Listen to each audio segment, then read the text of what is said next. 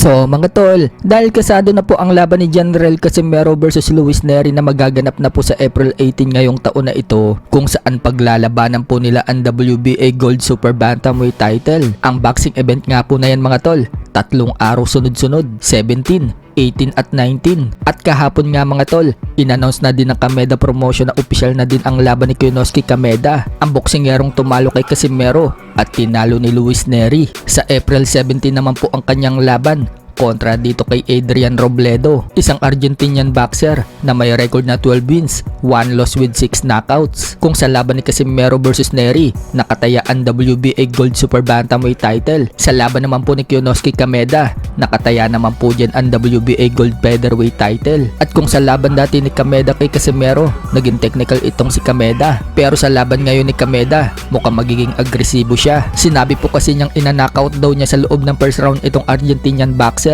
At pagkatapos, gusto daw niyang isunod ang rematch dito kay Luis Nery at gusto din niyang labanan ang pinsan niyang si Tomoki Kameda. 今回は1ラウンド KO でしょ。1ラウンドが打ち合いに行きますよ。だからそれこそ、ネリとトモとやりたいですけど。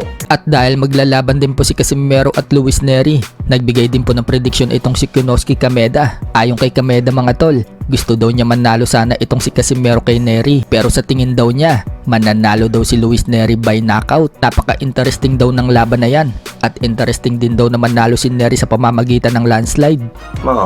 ネリが KO で勝つんちゃうかなっていう。カシメロに So sa tingin naman po natin mga tol, kapag nanalo itong si Casimero kay Nery, baka paglabanin ulit ni Koki Kameda itong si Luis Nery at Kiyonowski Kameda sa featherweight division para makabawi itong si Kameda kay Luis Nery. Malala po kasi ang sinapit ni Kiyonowski Kameda dito kay Luis Nery noong dayuhin ni Kameda itong si Luis Nery sa Mexico. Kaya sa tingin natin mga tol, paglalabanin ulit yung dalawa na yan. Samantala, nagflex naman po ng bato-batong katawan si Casimero at nagbigay ng mensahe kay Nery. Sinabihan niya si Nery na mag-ensayo daw ito na mabuti dahil gusto daw ni Cuadro alas na magandang laban. Shout out to us, Nery.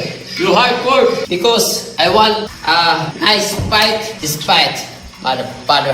Sa ibang banda naman mga tol, 4 na araw na lang, labanan ni future Hall of Fame Nonito Donaire Jr. sa Japan. Haharapin po niya ang Japanese knockout artist na si Riku Masuda. Yan po yung boksingerong nagpagulong kay Jonas Sultan nang tamaan si Sultan sa body shot. So nagsalita na po ang trainer ni Donaire mga tol na si Gabriel Flores at kumpiyansa po nitong sinabi na dominanting performance daw ang ipapakita ni Donaire sa linggo. Ibang Donaire daw ang makikita natin.